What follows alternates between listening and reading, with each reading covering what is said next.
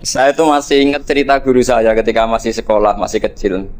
Ada anak baru latihan bahasa Arab mufrodat. Jadi dia taunya kalau yadun itu tangan. Kalau anta itu kamu. Ya kalau jalan ya saro. Kalau kepala ya roksun. Kalau saya ya anak. Ketika dia baru ahli mufrodat, di Arab kepalanya diusap-usap sama orang Arab.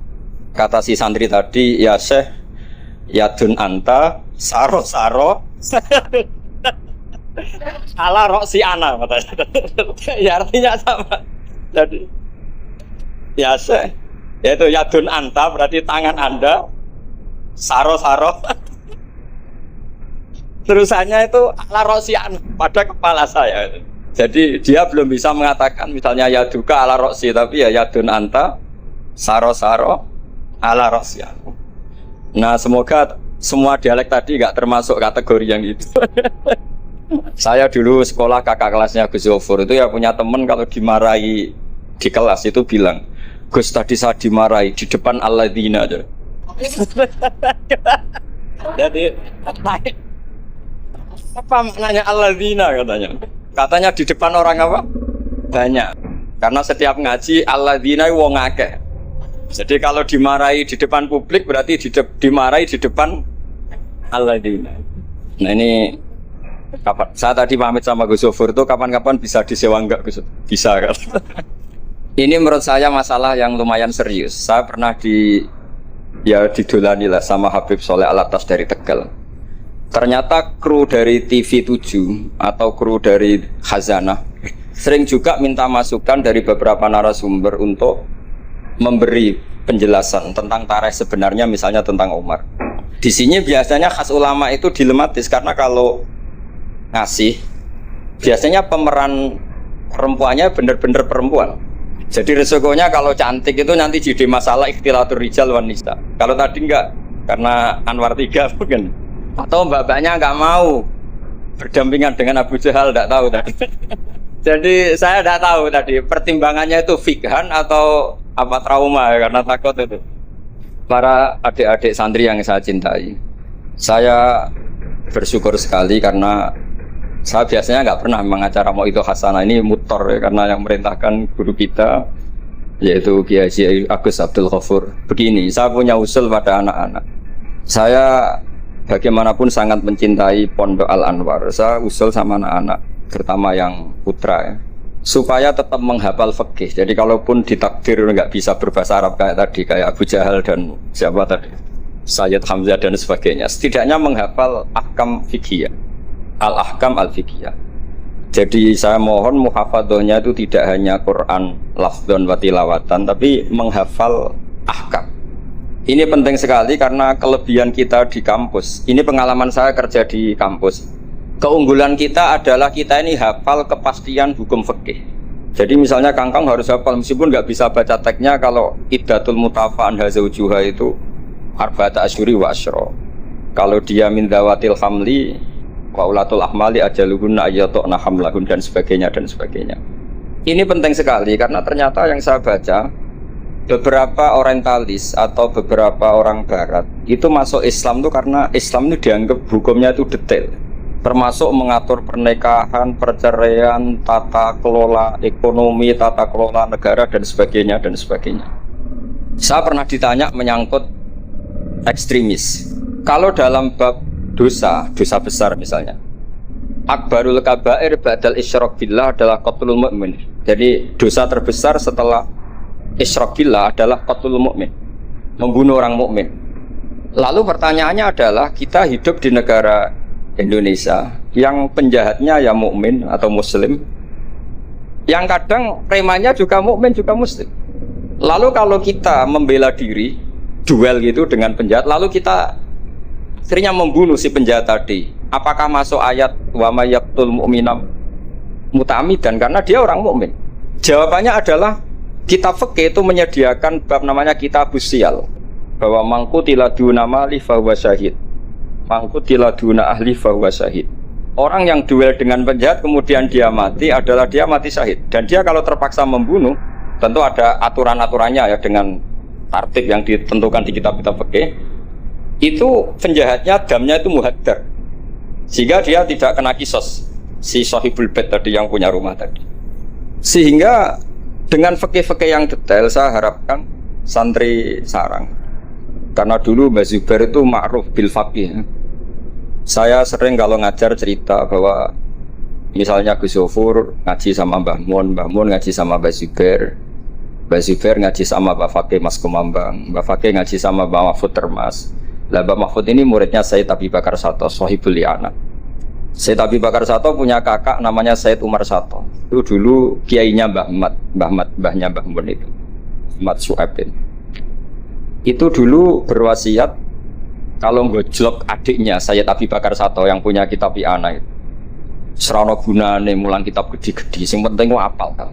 Akhirnya kita ini korban konsepnya Sayyid Umar, jadi disuruh muhafadzah. Karena memang harus hafal, jadi mahfudot saat tadi jagoan sama Gus Zofur. Apa ingat ketika dulu muhafadzah? Karena kalau kita muhafadzahnya alfiyah itu gurunya bisa kita akali. Kalau kita pura-pura guru itu biasanya malu nyemak pakai kitab karena dikira nanti tidak hafal. Akhirnya murid-murid tahu. Mesti kebut ya Gus, enggak mesti bingung.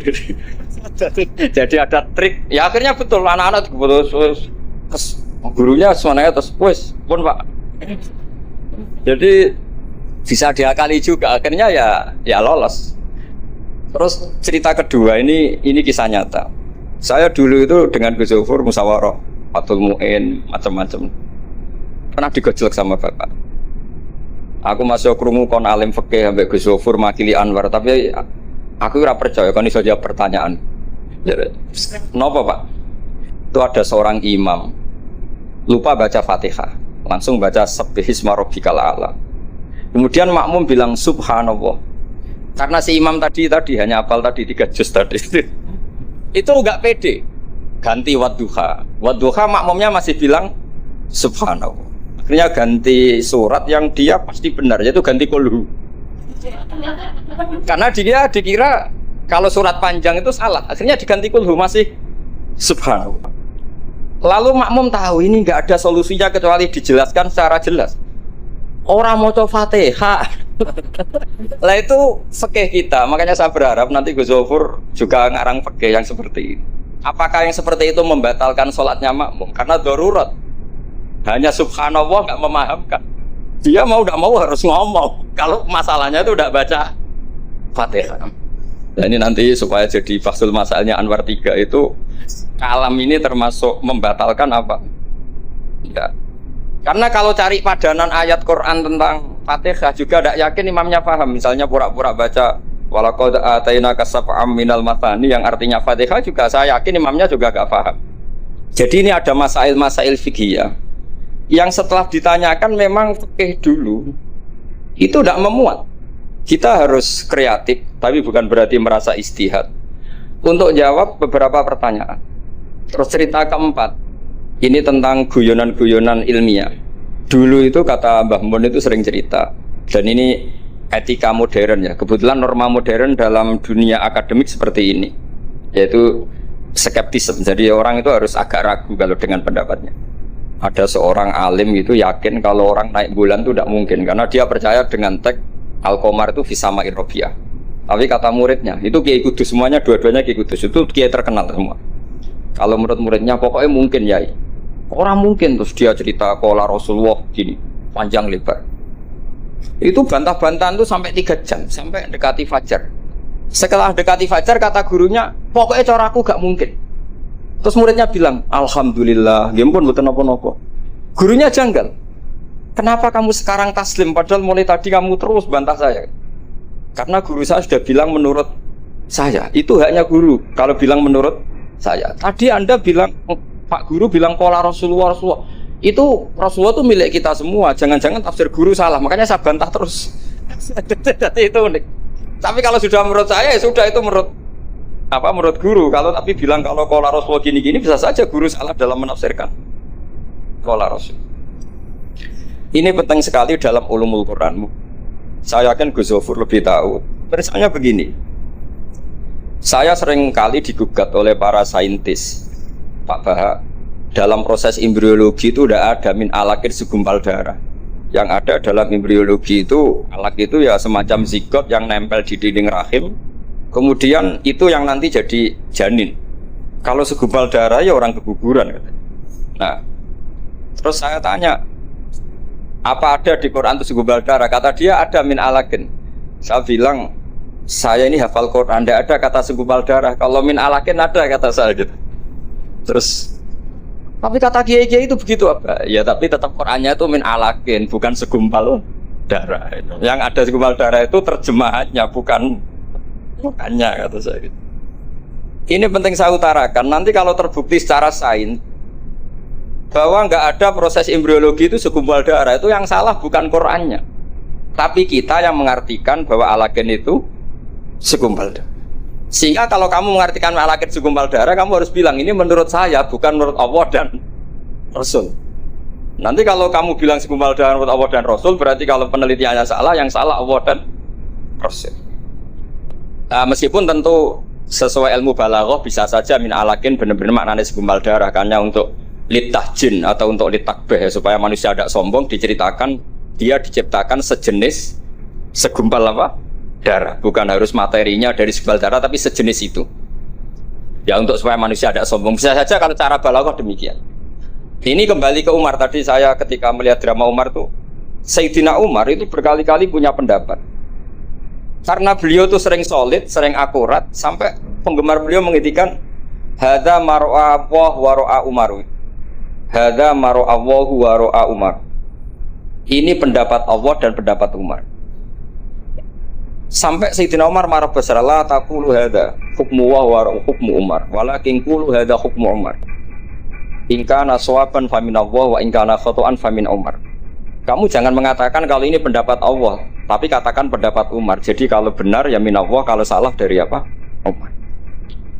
Tapi sekarang banyak beberapa organisasi ekstrim yang semuanya itu di atas namakan Allah. Mungkin Gus Zofur lebih tahu, lebih ngalami. Orang itu kalau benci seseorang yang kelas nasional, wah itu sudah dihujat, dimaki-maki. Kita yang menemani mereka itu juga dihujat. Wong fasik, wong keliru kok dikancani. Karena pikiran fikihnya adalah kita harus tafrik bainal haqqi wa bainal batil. Harus jelas ada demarkasi mana hak, mana apa? Batil. Itu fikih yang sementara kita pelajari.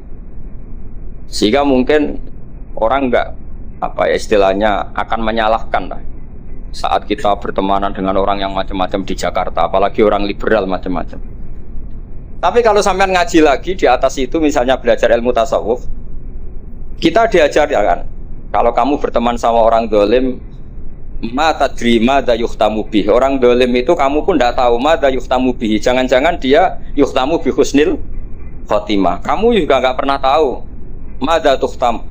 Apa kamu nanti tuhtam bi husnil khotimah apa suil khotimah. Sehingga orang-orang tasawuf itu melihat orang dolim ya tetap hormat. Karena tidak tahu nanti akibatnya, jangan-jangan dia husnul khotimah, kita yang suul khotimah. Ini penting bagi anak-anak Anwar 3, murid-murid Gus Zofur, sehingga orang-orang alim itu harus kamu beri ruang, meskipun secara zahir berteman orang-orang yang macam-macam, karena itu ada ilmunya. Kita tidak ngambil sikap, itu ada ilmunya. Makanya di kitab Hidayatul Hidayah, beberapa kitab tasawuf diterangkan, kalau kamu melihat orang fasik, jangan-jangan yuhtamu bi husnil khotimah, kamu tidak. Kita ingat cerita Wahsy. Wahsy itu orang yang dilaknati Rasulullah karena qatilu Hamzah. Ketika Nabi aksara min la'nil kuffar, malah nazala qaulu ta'ala laisa laka minal amri apa? Syai'un aw yatufa alaihi. Dalam surat Ahzab ketika Allah mensifati orang munafik, itu masih ada kata wa yu'adzibal munafiqina insya'a. Masih ada kata aw yatuba alaihi. Kemungkinan orang munafik adalah Allah menyiksa mereka insya'a atau memberi toh. Sehingga banyak ulama, terutama guru kita Syekhina Kiai Maimun Zubair, itu berteman orang macam-macam nggak masalah. Dan kadang-kadang banyak menimbulkan kekecewaan. Ini nanti nggak ada tafrik bainal haqqi wa bainal batil. Nah, saya akan menjelaskan di sini bahwa itu ada ilmunya. Ada ilmunya. Banyak orang sing la'anahu Rasulullah. Bahkan da'a alaihi Rasulullah, kayak Wahsy, kayak Khalid bin Walid, kaifa yukhlifu qaumun fa'alu bi'ihim hakadha. Zaman itu binabihim hakadha. Yaitu ketika Rasulullah perang Uhud itu syujja wajhu wa kusirat rubaiyatu. Wa udmiyat lisatu. Ketika Nabi babak belur wajahnya, kata beliau, kaifa yuflihu qaumun fa'alu bi nabiyhim hakadha. Tapi apa yang terjadi? Justru Khalid bin Walid itu masuk Islam. Wahsy qatilu Hamzah juga masuk. Sehingga saya meskipun punya sikap, tentu saya sebagai orang punya pilihan gaya hidup. Mungkin saya ya akrab lah kalau sama misalnya Mas Nusron gitu. Tapi kalau Gus Zofur akrab. Tapi saya menghormati, itu pasti ada ilmu. Saya jaga jarak ya ada ilmunya. Gus Zofur berteman juga ada ilmu. Nah, ini yang saya harapkan dari Anwar. Mohon ilmu ini diperkuat, karena basis terkuat peradaban adalah ilmu. Ilmu menyediakan segalanya. Saya masih ingat Gus Mek Peloso itu akrab sama bapak saya, karena beliau senang semaan. Kebetulan pendiri semaan Jantiko itu bapak sama Gus Mek. Jamiyah anti koler itu awalnya. Selama-lama digenti Mantap, terus di era putra-putranya digenti Tigrul Ghafilin. Itu kalau jagungan sama bapak itu beliau bilang intinya begini. Iya, nahi mungkar, kenal era gelem kok nahi mungkar. Oleh proses piye, oleh tarbiyah piye kenal era gelem. Meskipun tentu anak-anak tidak saya sarankan seperti Gus Mek, karena jadab Anda tidak mesti sukses kayak Gus Mek. Nah, itu kan resiko. Karena untuk sukses itu butuh keramat, butuh macam-macam lah. Kalau sampean latihan gitu pasti ditangkap keamanan itu. Karena itu masalah gitu, kalau di pondok masalah. Tapi apapun itu, kita punya cukup khazanah ilmiah untuk melihat itu. Saya berkali-kali kalau acara di Pondok Hajan sering bilang, berteman orang fasik itu tidak boleh. Wa ingkana dasarin fajan ibu suratan. Kalau berteman orang fasik itu nggak boleh, karena nanti ketularan fasik. Tapi kalau dibalik, pertanyaannya dibalik. Mbah niki membina orang fasik. Dan di antara membina tentu prosesnya itu berkawan macam-macam. Kalau dibalik itu menjadi haram apa halal? Bukan dibahasakan berteman orang fasik, tapi membina orang fasik. Ini penting saya utarakan karena khazanah kita itu banyak. Saya berharap ulumul Quran di sini sampai yang seperti itu. Saya beberapa kali belajar kitab Hayatus Sahabah. Di situ ada satu aplikasi Kamal Quran, baik yang fiqhud dakwah maupun fiqhul ahkam. Saya di situ yang paling saya kenang adalah cerita-cerita misalnya termasuk yang dikutip Habib Zain bin Sumit dalam kitab Al-Manhajus Sawi. Suatu saat ada ustadz, saking semangatnya nahi mungkar karena si Harun Rasid sering salah, didatangin. Kata si ustadz tadi, inni nasihun lak famusyaddidun alaika fala tajidanna fi nafsika aliyya syai'an. Saya akan memberi nasihat Anda, tapi saya agak ekstrim, agak keras. Mohon kamu jangan tersinggung, Anda jangan tersinggung. Anda ya Amirul Mukminin jangan tersinggung. Tapi apa kata Amirul Mukminin Harun Ar-Rasyid? Uskut ya jahil. Kamu ustadz bodoh. Terus fa inna Allaha ta'ala qad arsala man huwa khairun minka ila man huwa syarrun minni. Ini saya terpaksa bahasa Arab karena tadi takut kalah sama Abu Jahal tadi. Jadi ini mohon sekali, ini kompetisi. Jadi kalau Abu Jahal saja bisa bahasa Arab, masa saya kiai tidak bisa bahasa Arab? Jadi saya tadi itu ya kan di Abu Jahal saja bisa bahasa Arab, fasih lagi tadi.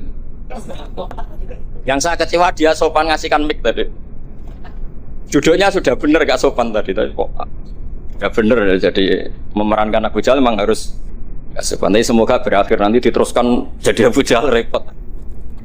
Nah ini kata Harun Ar-Rasyid. Inna Allaha ta'ala qad arsala man huwa khairum minka ila man huwa syarrun minni.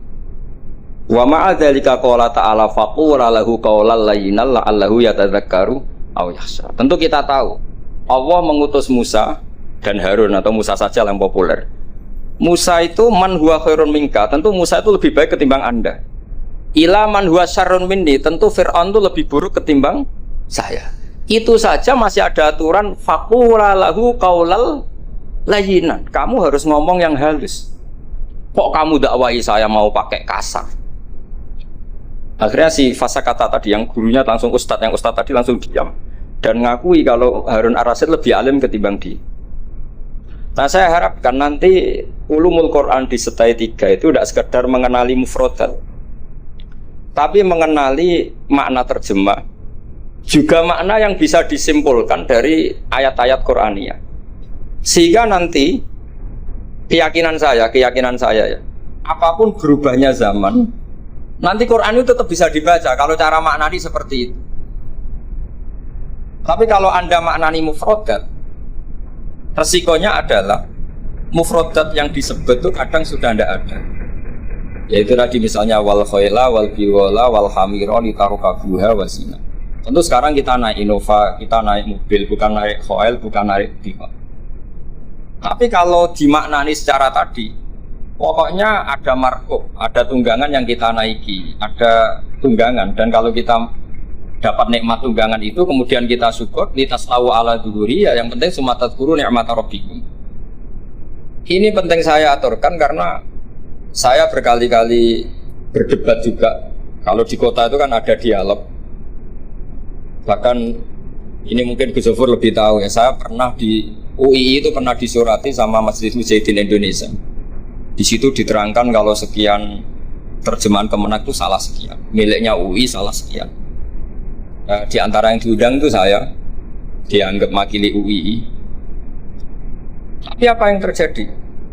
Mereka itu karena maknani itu pakai mufrodat, tidak mau pakai ilmu balaghah, tidak mau pakai analisis yang harusnya terjadi dalam ulumul Quran. Saya punya contoh demikian. Saya sering belajar kitab namanya Kitab Ar-Risalah, karangannya Imam Syafi'i ketika sering surat-suratan sama Abdurrahman bin Mahdi. Kata Imam Syafi'i, Quran itu lisanul Arabi, dan lisanul Arabi itu awsa'u lisanan, lisan yang paling luas. Sehingga ketika beliau ditanya, kenapa Anda mewajibkan tolabul ma', mencari air, ketika orang harus tayamum di perjalanan? Terus Imam Syafi'i menjawab, falam tajidu ma'an, kemudian kalian tidak menemukan air, itu baru fatayammamu sa'idan thayyiban. Beliau dengan enteng mengatakan, la yuqalu liman lam yatlub lam yajid. Orang yang belum pernah mencari tentu tidak bisa dikatakan tidak menemukan, tapi tidak tahu namanya. Jadi kalau dikatakan tidak menemukan pasti baca sabkit tolab setelah mencari. Kalau belum mencari kok mestinya tidak tahu, bukan bisa dibahasakan tidak menemukan.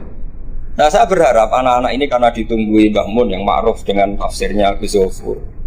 Karena Mbah Mun itu murid Said Alawi. Said Alawi punya karangan Takmirat Faidul Khobir yang di Said Alawi dengan Habib Abdurrahman Al-Musawa kalau nggak salah, yang nyarain agamanya Syekh Zamzami. Dulu saya belajar itu juga sama Gus Zofur karena dulu yang ngajar Mbah Mun sendiri. Saya juga sering menerima keluhannya Gus Zofur di Jakarta, di mana-mana orang analisis Quran itu tidak pakai ilmu balaghah. Ini repot sekali. Karena kalau kita tidak pakai balaghah maka al-adat yufidul hasra. Kalau dalam kaidah usul fikih, al-adat la yufidul hasra. Ketika Allah pakai kata hitungan itu belum pasti hasr. Jadi taruh saja misalnya begini, ini yang kisah nyata dalam hadis sahih. Ketika Rasulullah itu memintakan maaf sama orang munafik, terus kata Allah mengingatkan intastaghfir lahum sab'ina marratan fala yaghfirullahu lahum. Kata Nabi, jika 70 tidak bisa dimaafkan, wa sa'azidu ala sab'in. Ya sudah, saya tambahi lebih dari 70. Ternyata sama Allah didhawuhi, maksudnya tidak gitu. Kamu mintakan ampun untuk orang munafik maupun tidak, sama-sama tidak saya ampuni. Sehingga terus ada kaidah al-adat la yufidul hasr. Ini penting dalam ulumul hadis atau ulum usul fikih. Karena kalau nuruti adat, Nabi sering dawuh misalnya man sholal bardan dakhalal jannah. Orang yang sholat pada waktu dua dingin yaitu subuh dan asar dakhalal. Terus kamu mau tidak sholat zuhur misalnya, dan sebagainya dan sebagainya. Nabi sering menyebut kebenaran, misalnya kebaikan adalah ini. Terus kamu tidak akan melakukan kebaikan yang lain, tentu tidak mungkin. Ini masalah-masalah yang menurut saya serius semenjak ada banyak ormas-ormas yang sidik-sidik katanya kembali ke Quran dan apa. Tetapi kalau guyonannya orang-orang pesantren, ya kamu saja yang kembali. Karena keluar Anda terlalu jauh. Kalau kita tidak perlu kembali, wong sudah di dalam katanya. Yang keluyuran kemana-mana kan kamu. Kalau kita tidak pernah kemana-mana, jadi ngapain kita yang kembali? Anda saja yang apa? Kembali. Jadi ini penting ya, penting sekali. Karena pengalaman saya di Jogja, pengalaman saya di Jakarta ketemu orang macam-macam itu, memang, nah ya di Jakarta pernah ada satu acara. Ya acara seperti ini. Itu yang datang seorang kiai yang ya biasa pakai sarung, ada yang pakai celana. Itu pas mulai pegang mic ada separuh hadirin keluar. Alasannya gampang. Belum tidak pakai sunnah Rasul. Karena kiainya tidak cingkrang. Itu sudah keluar separuh. Ketika saya ditanya, Pak, kenapa Anda masih mendengarkan mereka? Mereka tidak mengikuti sunnah Rasul, mereka tidak cingkrang. Kata saya gini, Rasulullah itu hafal Quran. Dan saya kebetulan saya hafal. Jadi saya sudah mengikuti sunnah Rasul.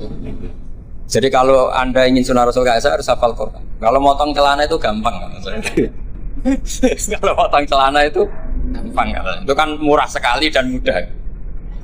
Itu mikir dia. Ternyata mereka bilang sunnah Rasul itu hanya jenggot, cingkrang, payah bila ada tambahnya itu. Itu lah ini saya tantang anak-anak Anwar 3 supaya ngikuti sunnah Rasul yang keren, yang tantangannya berat, yaitu hafal apa dari 3 juz itu. Itu saya tuh sering protes sama anak-anak. Itu nanti kalau ketemu malaikat Jibril, Anda dianggap mengikhtisar Quran. Oh, itu kan. Masa Quran 30 juz jadi 3 juz. Itu kan kayak kitab Mukhtasar Jiddan, jadi dari kitab besar terus diringkas. Saya tidak bisa membayangkan kalau Anda nanti ditanya malaikat Jibril, kenapa Quran saya turunkan 30 juz jadi 3 juz. Ya tapi karena ya itu tadi, karena saya yakin Gus Zofur orang alim itu tadi kaidahnya itu malah yudrokukulu, la yudrokukulu. Kalau nggak bisa semua jangan sama sekali. Ini sekedar pengalaman untuk anak-anak. Kalau di pondok Quran itu sampai deres kulhu itu buatan berani, karena dikira kayak sudah sampai 30 juz. Memang pondok Quran itu unik. Anak itu bisalahnya juz 12, juz 13, tapi juz amma itu tidak hafal. Karena ketika menghafalkan itu tidak kober ngapalkan yang juz amma. Memang hafal betul juz 7, juz 8, tapi juz amma kadang nggak bisa, buat duha kadang nggak bisa. Imam Mitraweh kadang nggak bisa dia, karena dia surah kober, karena ngapalkan Quran itu kan berat. Karena suatu saat saya tuh tahlil jajar santrinya Bapak, dia tahlil kulhu, waktu tahlil kulhu itu juz 30, koyok apal 30 aja gitu. Jadi untuk baca kulhu itu memang harus urut setelah melewati juz 1, juz 2 sampai juz 3. Sampai seperti itu. Gayane maca kulhu kayak wis apal juz 30.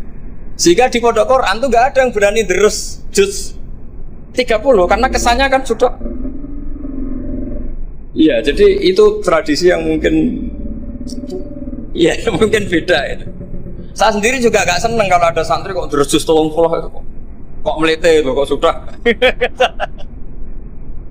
Nah ternyata di sini saya ketemu santri-santri yang jurus juz 30 terus ini.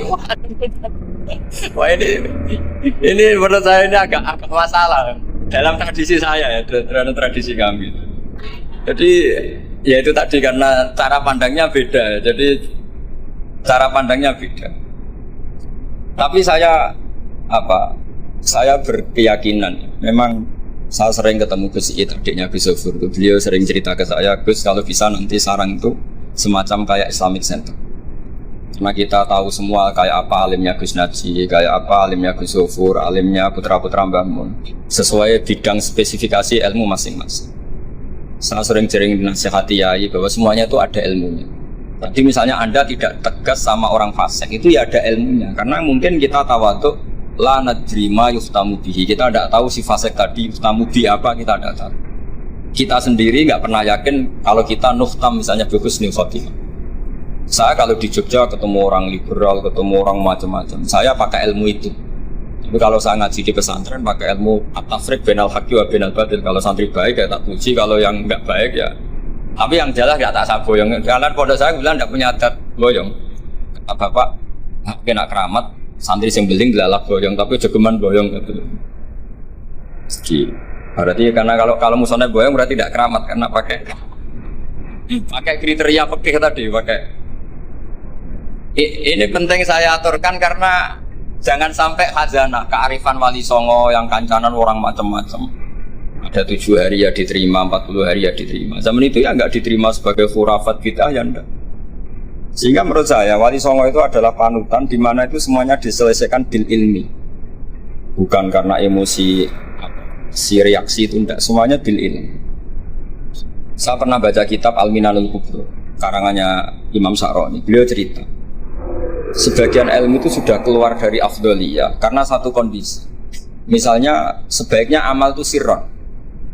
Tapi kenapa guru-guru kita Mbah Mun sendiri sering pengajian besar, Gus Zofur, banyak lah yang mau acara besar. Saya sampai sekarang nggak pernah punya acara besar. Wiling-wilingan saya yang pengagum sirron gitu. Tapi ternyata di kitab-kitab kita, kata Abdul Hasan Asadili mengatakan ninu bito ati kama yatadzaharu ghairukum bil ma'asi. Maksiat di Jakarta di mana-mana begitu ekstrim, dangdut begitu terbuka, diiklankan besar-besaran. Tapi kalau pengajian nggak besar-besar, dulu itu pengajian itu nggak ada yang besar karena mahal. Dulu orang soleh itu ciri utamanya adalah khifatul ma'unah, biayanya sedikit. Sekarang karena mereka besar-besaran menyebarkan maksiat, kita akhirnya kata Abdul Hasan Asyadili, kamu kalau to'at harus iklan, a'linu bi to'atikum, kalau to'at harus dipertonton. Sehingga seneng saya misalnya tadi dipertontonkan anak-anak ahli bahasa Arab, sampai Abu Jahalnya saja bisa. Wah, itu kan satu prestasi yang luar biasa. Kalau Abu Jahalnya saja alim, apalagi yang tidak Abu Jahal. Apalagi Abu Jahalnya tadi sopan, wah itu bagus sekali itu. Itu pasti Abu Jahal kecewa itu diperankan orang yang sopan. Itu udah gue banget katanya. Itu pasti kecewa. Abu Jahal itu pasti kecewa. Jadi ini penting ya, karena kita punya guru yang al-mutabakhir seperti Mbah Mun, seperti Gus Zofur. Jadi kita harus baca kitab itu banyak. Oke, ada haram yang kita tegas, ada halal yang kita tegas. Misal al-halalu bayyinun wal haramu bayyinun. Tapi selalu ada masalah yang wa bainahuma umurun mustabihatun. Ada sesuatu yang memang dari awalnya enggak jelas. Kalau sesuatu itu enggak jelas, kita harus bersikap enggak jelas. Jangan sesuatunya enggak jelas, kita sikapnya jelas. Ini penting kolaborakan karena sekarang tuh orang banyak yang ekstrim dengan dalih ilmu. Kadang dengan dalih qala Allahu ta'ala, qala Rasul. Itu pesannya Sayyidina Umar. Kalau bisa jangan, karena makna yang tasrih, makna yang eksplisit, makna yang sorry seperti itu, jangan-jangan subjektivitas Anda. Seperti tadi si Ustadz tadi, ketika dia tegas, dia seakan-akan bahwa mandat Tuhan kalau saya harus kulil haqqa walau kana murron misalnya seperti itu.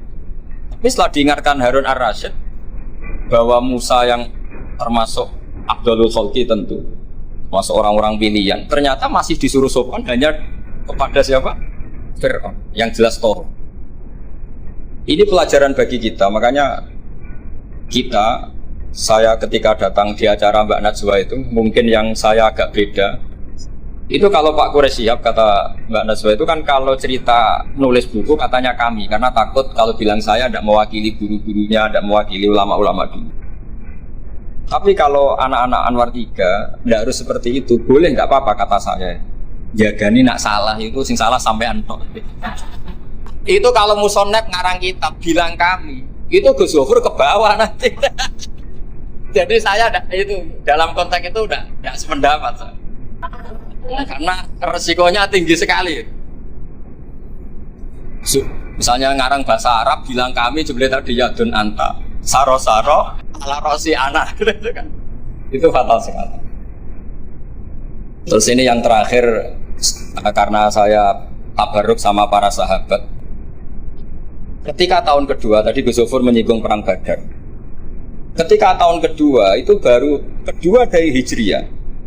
Itu para sahabat itu sudah banyak yang hafal Quran dan paham, padahal baru tahun kedua. Yaitu yang bawa itu Mus'ab bin Umair. Itu ketika Rasulullah mau perang Badar dan istasyar, meminta musyawarah sama orang-orang Ansor, istasyarul Ansor. Karena orang Ansor itu hanya punya kompensasi jika engkau ya Rasulullah ke Madinah, Yasrib dulu, maka kita akan melindungi engkau sebagaimana kita melindungi nisa'ana wa abna'ana. Tapi masalahnya perang Badar itu Rasulullah harus keluar dari Madinah. Rasulullah sehingga khawatir jangan-jangan orang Ansor tidak berkomitmen dengan perjanjian itu, karena itu di luar apa? Perjanjian, karena sudah keluar dari Madinah. Ketika istasyarul Ansor, apa kata itu? Miqdad bin Aswad, ada yang nulis Miqdad bin Amr. Karena bapaknya namanya Amr, cuma dia masyhur disebut Miqdad bin Aswad. Ada rawi yang mengatakan itu Sa'd bin Mu'adz, tapi yang jelas itu Miqdad bin Aswad. Ini ingat ya, tahun kedua dari Hijriyah. Apa kata Miqdad? La naqulu laka kama qalat banu Israil fadhhab anta wa rabbuka faqatila inna hauna qa'idun. Walakin idhhab anta wa rabbuka faqatila inna ma'akuma muqatilun.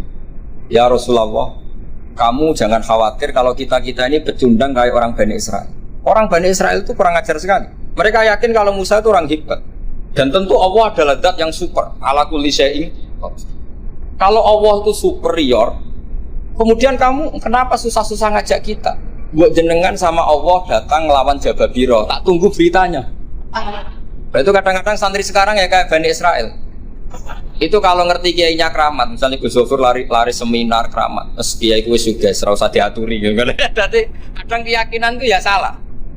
Seperti tadi, Nabi Muhammad itu para pangeran, nak perang rasa dibantu, kan bisa melibatkan Jibril, Israel kan selesai. Itu bisa fatal kalau seperti itu.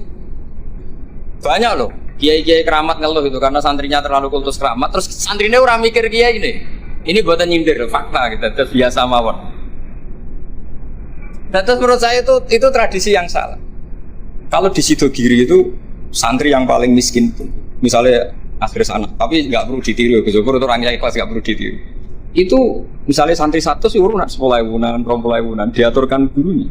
Karena adat Madura itu panen jagung ya gurunya punya hak, panen apa saja ya gurunya. Itu tidak nunggu kaya. Kalau adat sana kan tidak nunggu jadi alumni, jadi kaya baru ingat kiainya.